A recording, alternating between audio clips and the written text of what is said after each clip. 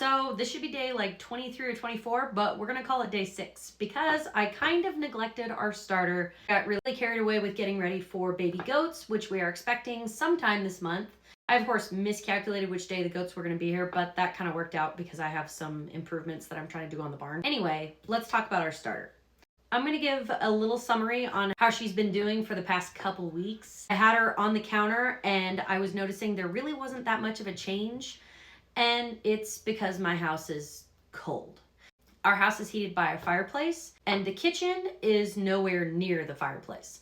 So my kitchen sits right around 55 to 60 degrees unless we have the fire like roaring, which isn't pretty common, especially since my husband and I aren't home most of the time. Most of the time he's at work and I'm at the ranch. About 2 weeks in, I started putting it in the oven and I left the oven light on, and that just kept it kind of a nice 80 degrees. And then I started seeing some changes.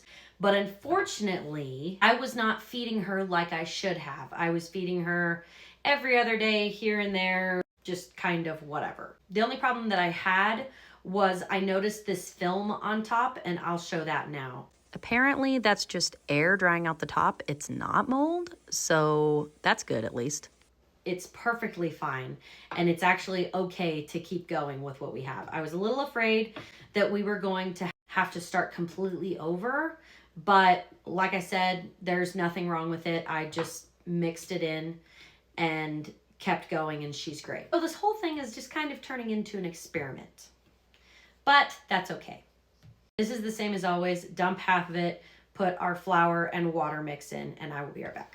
Because this is turning into an experiment, I am a lot more relaxed about it now. I am excited to make some bread because my friend sent me a birthday present, and it's a sourdough kit.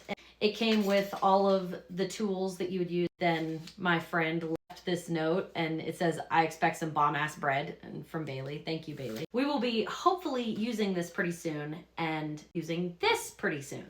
So I'm gonna add my flour. Actually, like a week ago, I started only adding 3/4 of a cup of water because I also noticed that our starter was very runny. And I've been told that you want it to be like a thick pancake batter consistency.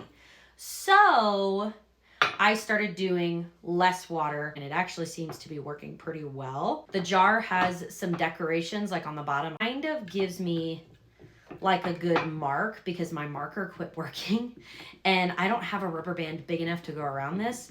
I will be getting a different jar, definitely, especially since the top of it started drying out. I don't want that to happen again. It's got like a crisscross design on the bottom, and then it's got this line that goes across the top. So I think like a finger width above that line, and that's kind of how I've been measuring. I did notice some growth from last night, which is pretty cool, and we had a good amount of bubbles today. It does not smell awful. I don't think it necessarily smells great, but it's fermenting, so it's not like it's supposed to smell really good. I promise she is still alive. We're still working on it. I just have been really busy at the ranch and not been paying attention much to her. So now that this is a big old experiment, we'll see how fast this takes to turn into sourdough. I don't know exactly when you can start cooking with it. I'd really like to cook with it like yesterday, but I also don't want our first loaf to be a failure. So I'm going to be patient, and I'll wait until it feels like it's actual starter. We'll put our lid on, and I will see you guys tomorrow, I promise.